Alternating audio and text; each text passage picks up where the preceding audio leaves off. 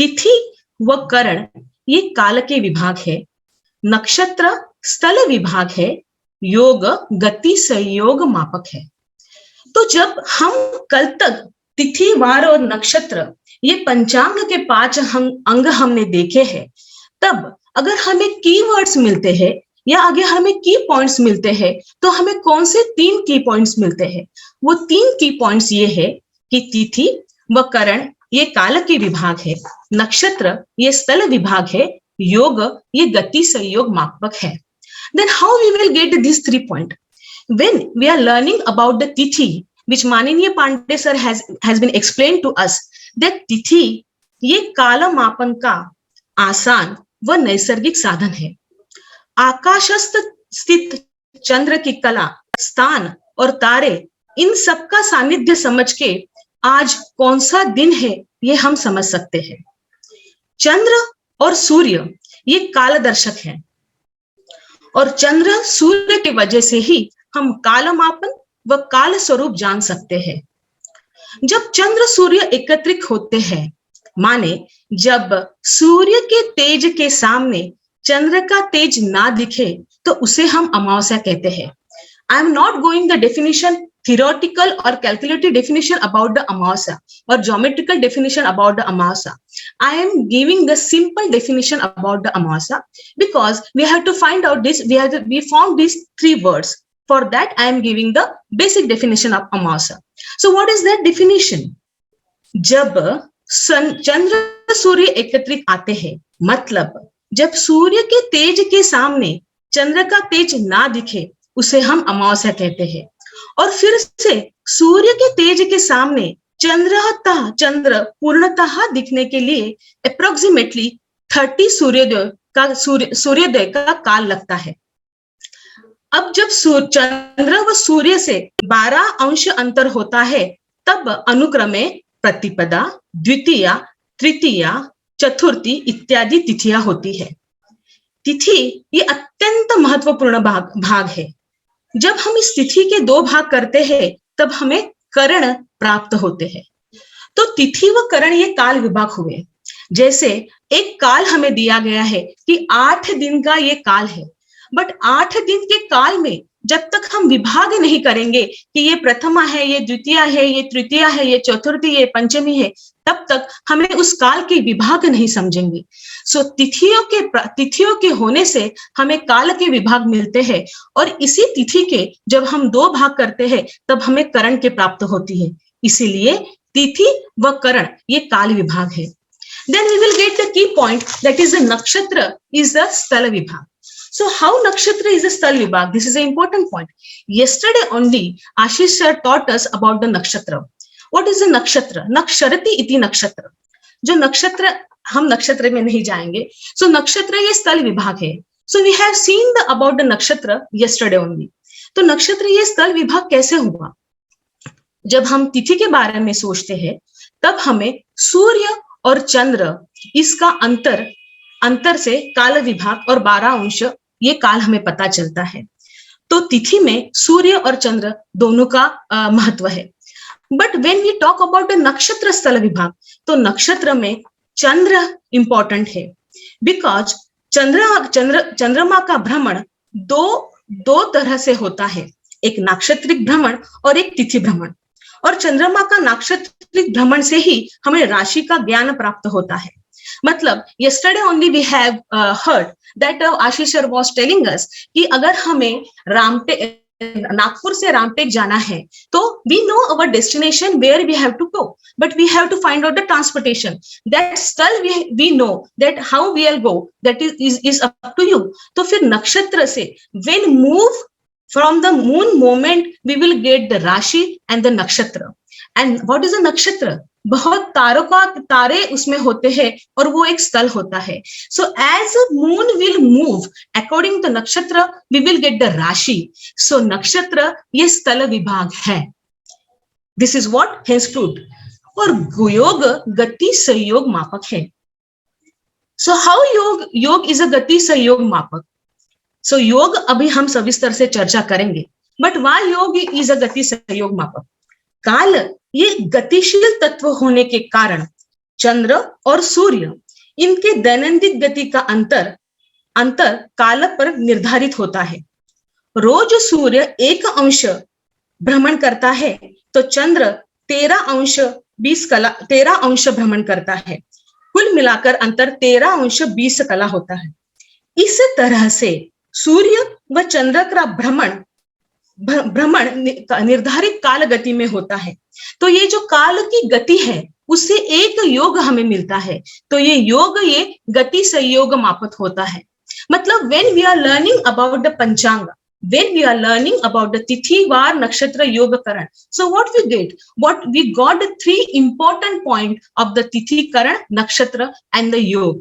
As I explained you why Tithi and Karan is a Kal Vibhag, as I explained you why Nakshatra is a Sthal Vibhag, and when योग happen जब उनके गति पे सूर्य और चंद्र की गति का एक स्पेसिफिक अंतर होता है, तब एक योग प्राप्त हमें होता है। इसलिए योग ये गति संयोग मापक है। Then we will come about the war. What is a वार?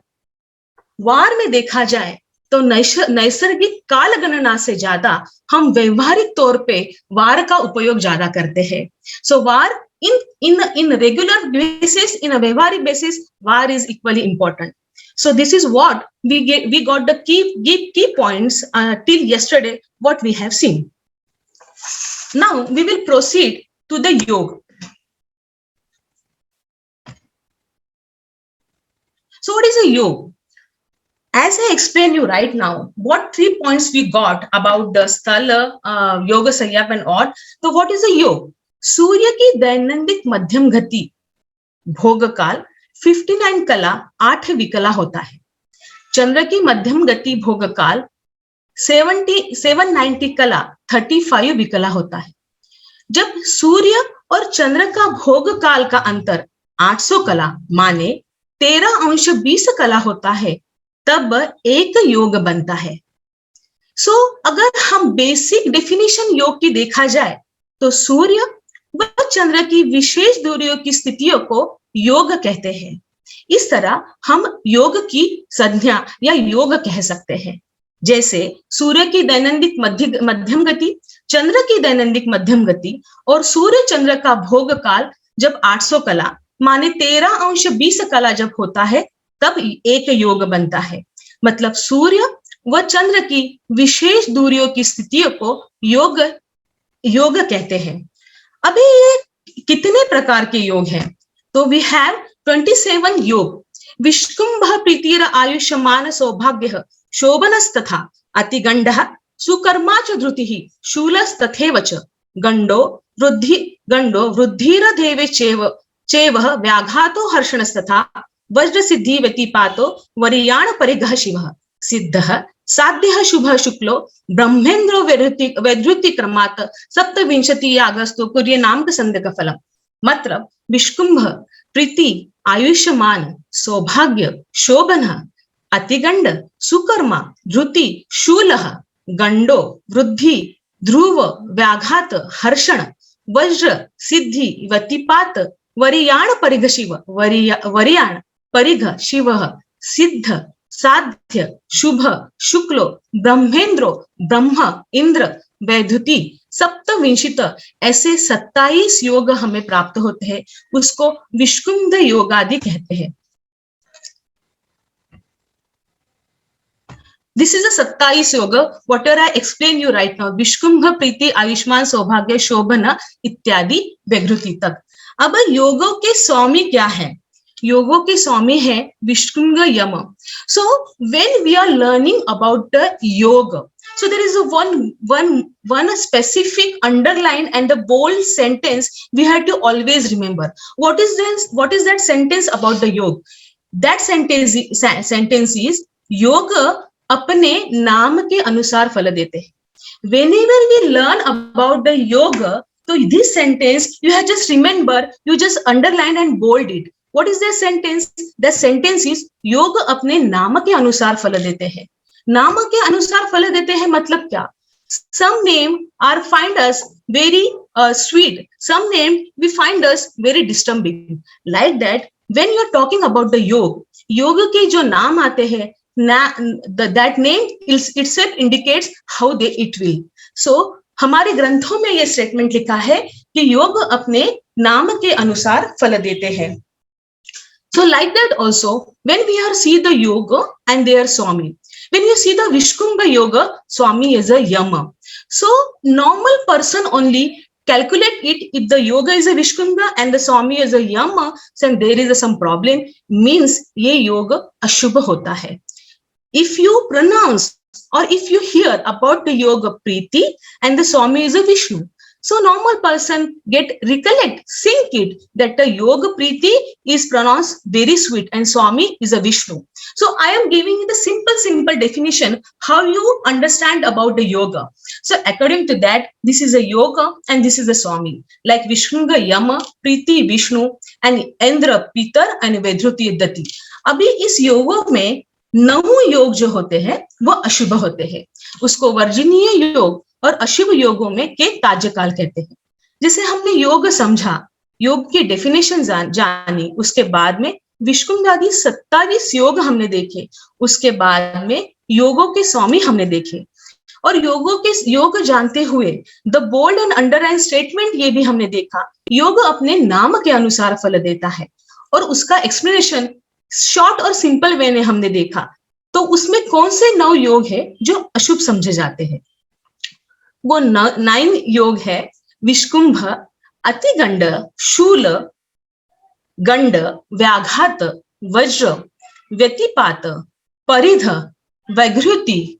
ये 9 योग अशुभ समझे जाते हैं. अब जब ये 9 योग अशुभ समझे जाते हैं तो उसमें कौन सा काल है जो हम अशुभ समझते हैं? क्योंकि योग तो है इस टाइम पे स्टार्ट होके उस टाइम तक ये योग है. तो ये हमें जानना बहुत जरूरी हो जाता है कि इन 9 योगों में से ऐसा कौन सा काल हमने वर्ज करना चाहिए. सो वैघृति और व्यतिपात में संपूर्ण काल हमें वर्ज करना चाहिए. परिध योग का पूर्वार्ध का आधा काल हमें वर्ज करना चाहिए. विष्कुंभ और व्रज की प्रारंभ की 3 घटी हमने वर्ज करना चाहिए.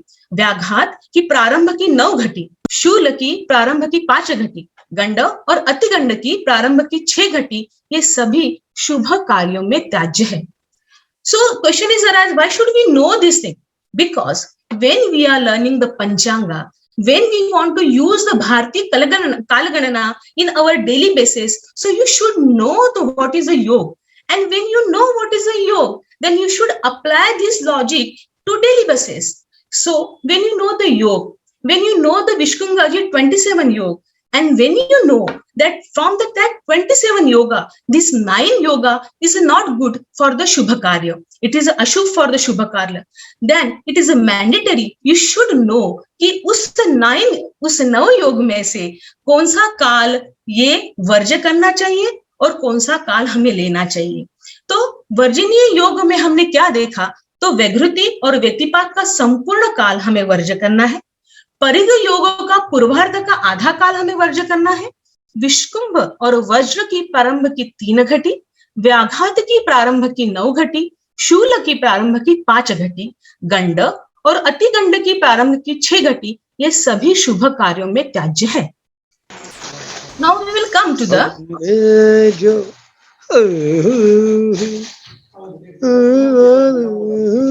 Vikas Saraswat ji, can you mute your mic please, if you don't mind? Thank you so much. Can you mute yourself please?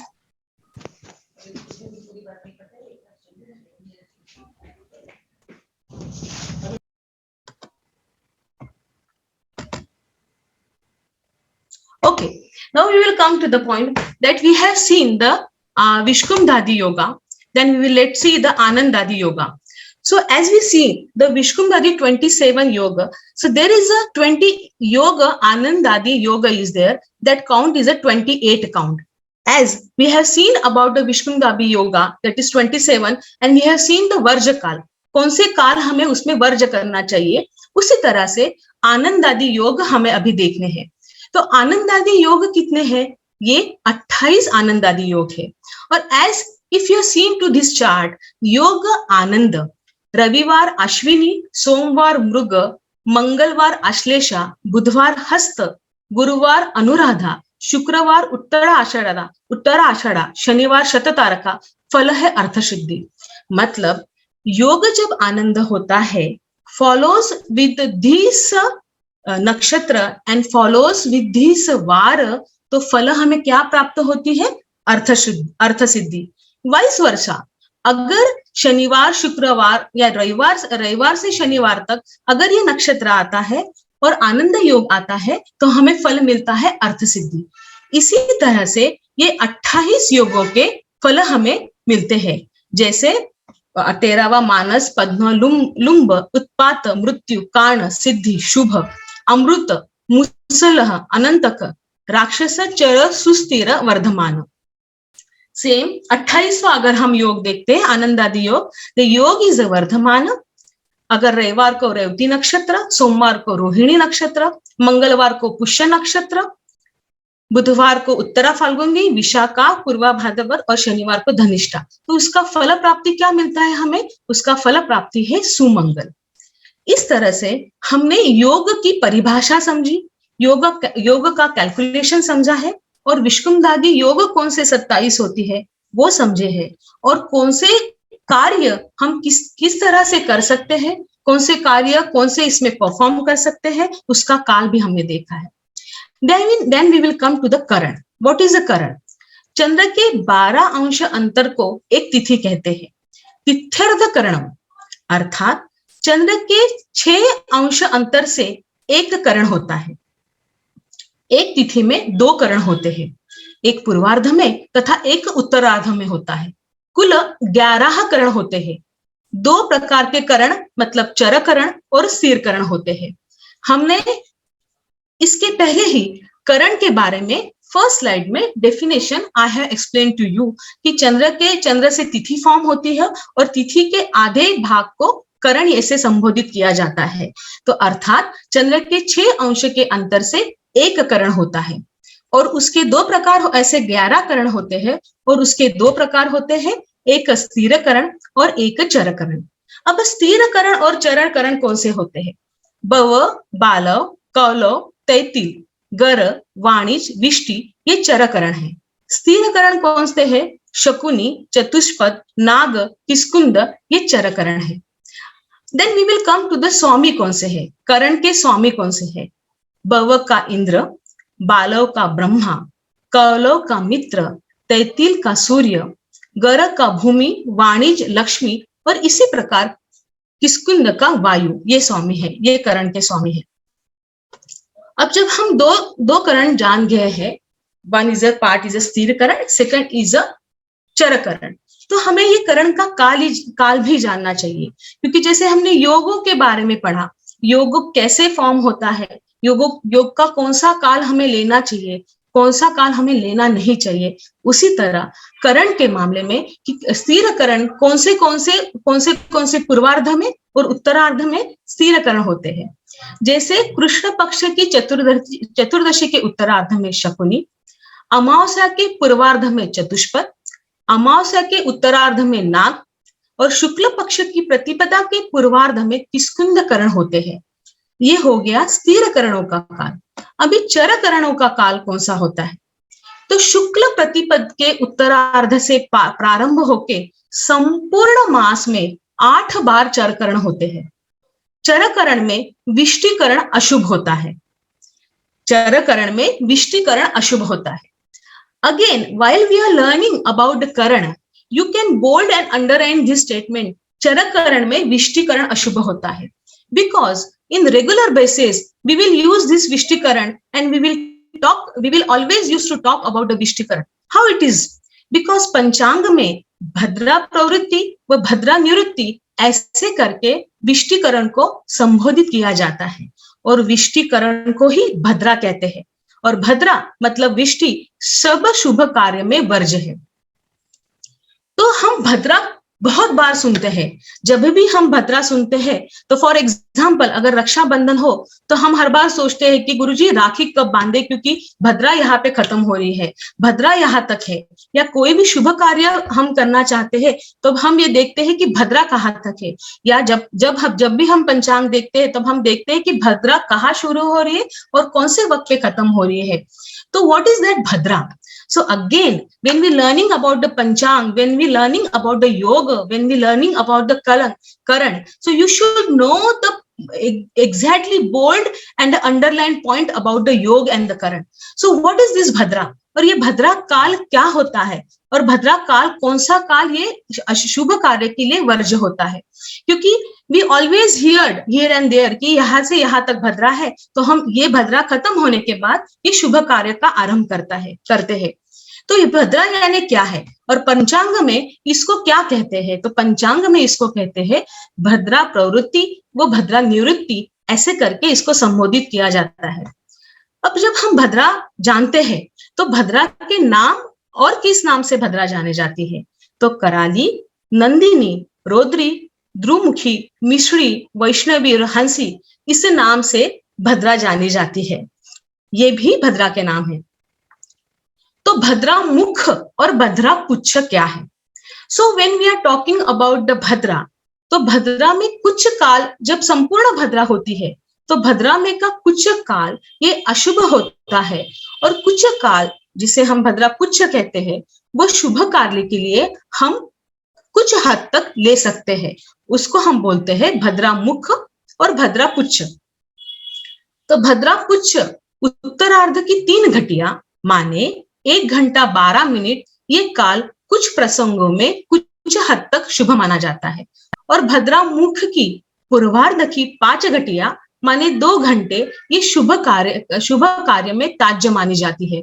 मतलब भद्रा मुख और भद्रा पुच्छ की 5 घटिया माने 2 घंटे और भद्रा मुख की 5 घटिया माने 2 घंटे और भद्रा पुच्छ की 3 घटिया माने 1 घंटा 12 मिनट, ये काल कुछ प्रसंगों में कुछ हद तक शुभ माना जाता है। सो कुछ प्रसंगों में कुछ हद तक शुभ माना समझा जाता है।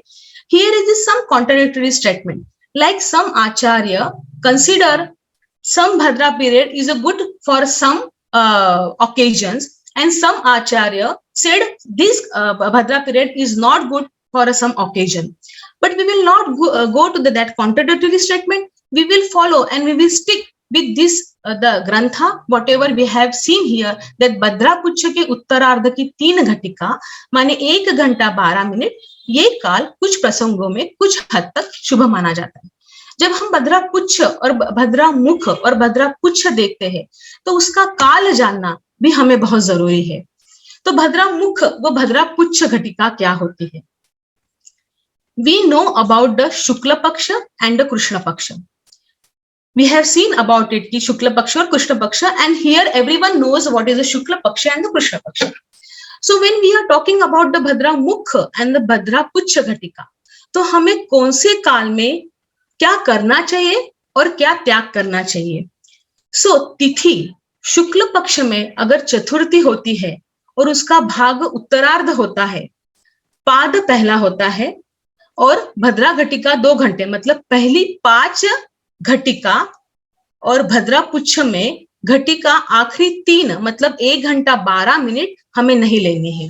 I will again explain you how Bhadra mukh और how Bhadra puchh will work. Like शुक्ल पक्ष में हम चतुर्थी तिथि ले रहे हैं, उसका भाग है शुक्ल पक्ष, चतुर्थी तिथि में का भाग है उत्तरार्ध, पाद है 1।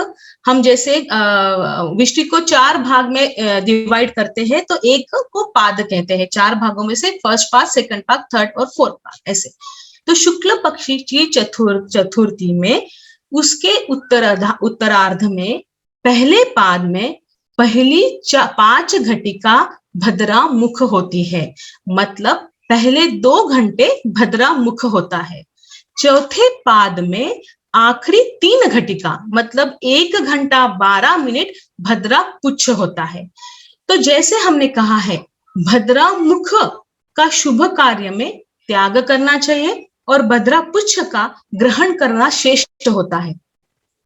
तो जैसे हमने तिथि देखी कि शुक्ल पक्ष की चतुर्थी की उत्तरार्ध में पहले पाद में पहली 5 घटिका मतलब 2 घंटे और चौथे पाद में आखिरी 3 घटिका मतलब 1 घंटा 12 मिनट। तो भद्रा मुख में मतलब पहले 5 घटिका में 2 घंटे में हमें शुभ कार्य का त्याग करना चाहिए, और भद्रा पुच्छ में जब आखिरी की 3 घटिका मतलब 1 घंटा 12 मिनट उस समय भद्रा पुच्छ में कोई भी शुभ कार्य ग्रहण करना श्रेष्ठ होता है।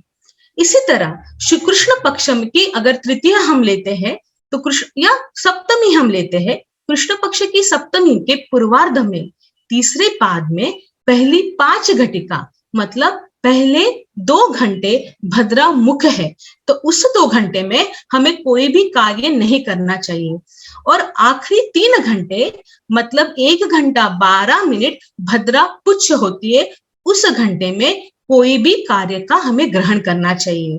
So this is Bhadra mukh व Bhadra puchh, it is a very important part regarding the karan, because when we again I'll repeat the same sentence. If you are learning the Kalaganana, if you are learning the Panchanga, then you should know and you should calculate it by yourself, and you should know and you should tell another one also. What is a Bhadra Mukha and Bhadra Puchha? Which ghatika you had to take and which ghatika you had to avoid. So this is a Bhadra Mukha और Bhadra Puchha chart. तो इस तरह से हम भद्रा मुख और भद्रा पुच्छ का calculation करके उत्तरार्ध पूर्वार्ध कितनी घटिका त्याज्य करनी है, कितनी घटिका लेने हैं, ये हम समझ सकते हैं। इसी तरह से हमने यहाँ लिखा है कि भद्रा मुख का शुभ कार्य में त्याग करना चाहिए और भद्रा पुच्छ का ग्रहण करना चाहिए, वो श्रेष्ठ रहता है। अभी हमने जब करण पढ़े हैं तो हमने 7 करण और 4 करण ऐसे करे हैं, उसमें भद्रा जानी है। अभी इस करण में कौन से कार्य हमने करने चाहिए, इट इज ऑल्सो इम्पोर्टेंट।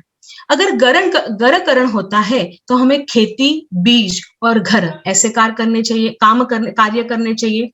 वाणिज्य करण होता है तो व्यापार करना चाहिए। विष्टिकरण होता है तो अभिघात और विष संबंधित कार्य करने चाहिए। So again there is a question arise कि अगर विष्टिकरण है माने भद्रा है, तो भद्रा तो रहने वाली है, भद्रा तो आने वाली है। So can we stop all the works in that Bhadra period और in the Vishtikaran? Of course not. We have seen already कि भद्रा पुच्छ में हम कार्य कर सकते हैं, बट अगर होल डे भद्रा है और ये जो घटिया हमने यहाँ पे एक्सप्लेन की है, 2 घटिया और भद्रा मुख है, तो उसमें कौन से कार्य करना चाहिए, क्योंकि भद्रा तो आने वाली है। तो उस विष्टि में, उस भद्राकरण में अभिघात और विष संबंधी के सभी कार्य हम कर सकते हैं। शकुनीकरण हो तो उसमें औषधि और मंत्र संबंधी के कार्य हम कर सकते हैं। चतुष्पद में गाय, पितर, देव, राज्य संबंधी के कार्य हम कर सकते हैं। नागकरण में हरण मतलब अतिकरण, हरण मतलब not a kidnapping, any kind of the अतिक्रमण जो हम करते हैं, और भाग्यहीनता संबंधी के कार्य हम नागकरण में कर सकते हैं। किष्किंधकरण में हम कौन से कार्य कर सकते हैं? Which karya we can perform in the Kishkindhakaran? That is a shubh, vriddhi, pushti, मांगलिक, सिद्धि संबंधित कार्य हम किष्किंधकरण में कर सकते हैं। So from this chart we will come to know which कार्य we can perform in which Karan. Like गर करण में हम खेती, बीज, घर, वाणिज्य में व्यापार, विष्टि में अभिघात और विष संबंधित कार्य, शकुनी में औषधि और मंत्र संबंधित कार्य, चतुष्पद में गाय, पितर, देव और राज्य संबंधित कार्य, नाग में हरण, अतिक्रमण और भाग्यहीनता संबंधित कार्य, और किष्किंध में शुभ, वृद्धि, पुष्टि, मांगलिक और सिद्धि संबंधित कार्य हम कर सकते हैं। Now we will come to the point, शुभ विष्टि कौन सी है, मतलब विष्टि होते हुए, मतलब भद्रा होते हुए भी हम कौन से कार्य ऐसे परफॉर्म कर सकते हैं जिसमें भद्रा का दोष नहीं लगता है। तो ऐसी कौन सी शुभ विष्टि है? तो विष्टि समय मतलब भद्रा के समय जात कर्म संस्कार, अदला बदली विनिमय, सदाशिव और पार्वती की पूजा, होम कार्य, श्रावणी, हुताशयनी मतलब यज्ञ अग्नि, जलाशय और प्रतिष्ठा, पाक यज्ञ, इतने का इस व्रत क्रम से उपस्थित भद्रा शुभ होती है। मतलब इस व्रत में उपस्थित भद्रा ये शुभ होती है। दिस इज अ शुभ विष्टि, मतलब शुभ भद्रा। अब भद्रावास ज्ञान, ये इंपॉर्टेंट पार्ट है कि we have seen the moment of the Chandra and from the Chandra we will get the rashi and the नक्षत्र।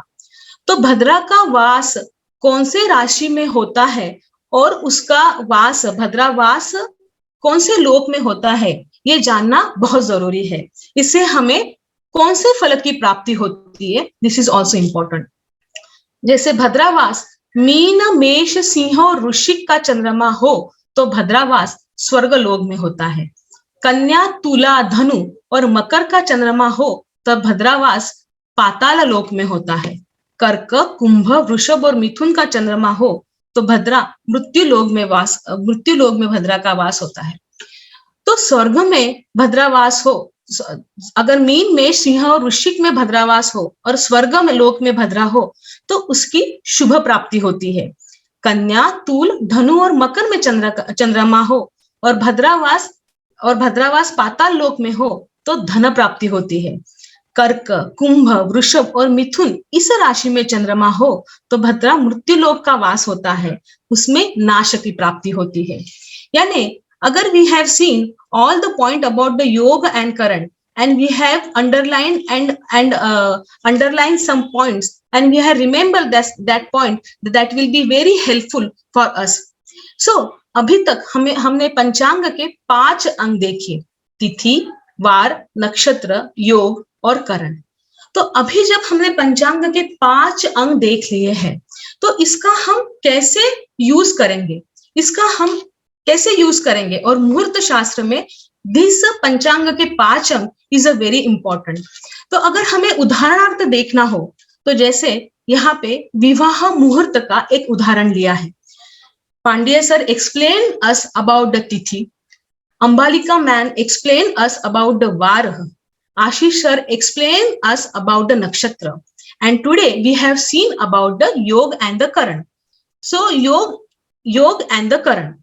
So when you come to know all these पंचांग 5 अंग, जब हमें ये पंचांग के 5 अंग के बारे में हम पढ़ चुके हैं, हम देख चुके हैं, तो प्रैक्टिकली इसका यूज हम कैसे करेंगे, it is very important. Because हम जब कुछ सीखते हैं तब उसका हम उपयोग करते हैं तो it will be very happily, we will get very happiness about it. So जब हम तिथि, वार, नक्षत्र, योग और करण इन सब के बारे में जब जान चुके हैं, तब अगर उदाहरणार्थ हम विवाह मुहूर्त लेते हैं तो विवाह के लिए शुभ महीने माघ, फाल्गुन, वैशाख, ज्येष्ठ ये उत्तम है। मार्गशीर्ष, कार्तिक, आषाढ़, पौष, चैत्र ये मध्यम है। शुक्ल पक्ष श्रेष्ठ, कृष्ण पक्ष मध्यम है। ये एक नॉर्मल मास है जो विवाह के लिए शुभ हम माने जाते हैं। So we will start up with the Panchanga 5 Anga, which we have seen earlier. What is that? That is a तिथि। तिथि में विवाह मुहूर्त में कौन सी तिथि शुभ मानी गई है? शुक्ल द्वितीया से कृष्ण दशमी तक उत्तम तिथि, कृष्ण एकादशी से कृष्ण त्रयोदशी तक मध्यम तिथि, कृष्ण चतुर्दशी से कृष्ण पूर्णिमा वर्ज तिथि, शुक्ल एक क्षय तिथि और वृद्धि तिथि। हमने क्षय तिथि और वृद्धि तिथि के बारे में भी देखा है। तो जब हम उदाहरण देखते हैं तो ये तिथियां जब हम देखेंगे, बिकॉज कालगणना में already we have seen about the tithi, जब हम ये तिथियां देखेंगे तो वी आर गेट रिकलेक्ट कि यस ये तिथि हमने देखी है, ये तिथि हमें एक्सप्लेन की गई है, हमें पता है कि व्हाट इज दैट तिथि। तो we can just put up and we can sink that knowledge easily because now we know what is a tithi. So this is example of the tithi, which tithi we can use for the vivaha. Then var, as Ambalika man explained about the var, what is a var, that what is a var and which var. So सोमवार, बुधवार, गुरुवार, शुक्रवार ये उत्तम है, मंगलवार, शनिवार और रविवार ये मध्यम है। उसके बाद में नक्षत्र, as we have seen about the nakshatra yesterday only, उसमें से रोहिणी, तीन हुई उत्तरा, रेवती, मृग, मूल अनुराधा, मघा, हस्त व स्वाति ये सभी नक्षत्र विवाह के लिए शुभ है। आज हमने योग और करण देखे और योग में हमने 27 योगों में कौन से 9 योग अशुभ है वो भी देखे। तो जब हम उदाहरणार्थ विवाह मुहूर्त यहाँ लिए हैं, तो अभी हमें योगों के बारे में पता है। We have know that what is a yoga और कौन सा हमें त्याज्य करना है और कौन सा हमें लेना है। सो जब हम ये उदाहरणार्थ विवाह मुहूर्त अपने हमारे पास आता है, तो as we see towards to the vivah muhurat, तो योग में व्यतिपात, वैघृति त्याज्य, परिक योग का पूर्वार्ध त्याज्य और विष्कुंभ, अतिगंड, शूल, व्याघात, वर्ज, गंड ये सभी अशुभ योग घटिका त्याज्य है। अब जब हमने योग और करण देखे, तो जब हम ये सेंटेंस पढ़ते हैं कि ये योग का परिक योग पूर्वार्ध त्याज्य क्यों है, तो now you come to know कि why it is a tyajya, because we have already seen all the yog dhyan, उसमें क्यों त्याज्य होता है। उसके बाद में करण, विष्टि, भद्रा त्याज्य है। It is also as I explain right now कि करण विष्टि क्यों त्याज्य होता है, उसका मुख और उसका पुच्छ क्या है। तो फॉर उदाहरणार्थ जब हमें पंचांग में तिथि, वार, नक्षत्र, योग, करण जो अभी तक हमें एक्सप्लेन किया गया है, तो अब जब हम एक्सप्लेनेशन के साथ we got that much knowledge about the panchang. So whenever the विवाह मुहूर्त, उपनयन मुहूर्त या षोडश संस्कार के कोई भी मुहूर्त आता है, so you recollect it, you got it कि हाँ तिथि ये है, क्षय तिथि क्या है, वृद्धि तिथि क्या है, वार उत्तम कौन से है, मध्यम कौन से है, कौन से नक्षत्र है, योग ये वर्ज्य क्यों है, विष्टि या भद्राकरण त्याज्य क्या है। सो दिस इज द उदाहरण।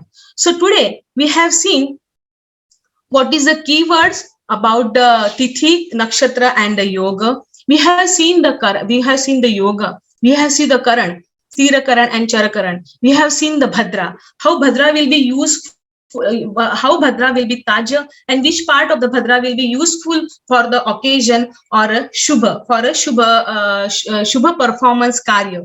So this is what पंचांग के 5 अंग और उसके 2 लास्ट अंग योग और करण हमने आज देखे। धन्यवाद।